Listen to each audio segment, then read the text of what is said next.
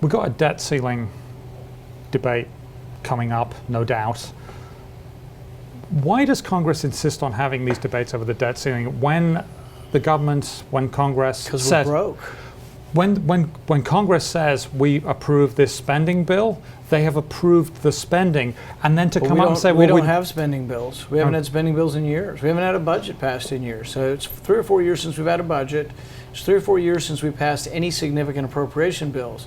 So the only time to have leverage once again to get anything good enacted is when there's a threat, when there's a deadline. So either a deadline, that continuing resolution, money for funding the government, or a debt ceiling comes up. I'm actually personally a big fan of attaching things to the debt ceiling to use it as leverage to try to get budgetary reform. I was part of a group a year and a half ago that said, why don't we have a balanced budget amendment passed and we'll raise the debt ceiling? That's one thing that most of us who oppose raising the debt ceiling. Is that likely to happen? It would only happen if we had the nerve and the guts to go through deadlines and force the Democrats to come to the table. So we haven't. Do you? Do you have the guts? I do, but I don't think I have Okay. enough. I don't have enough colleagues to do it. But what I would say is we have to have the guts to use our leverage. But I didn't get my way, but because I was a vocal person for using the leverage, we did get the sequester.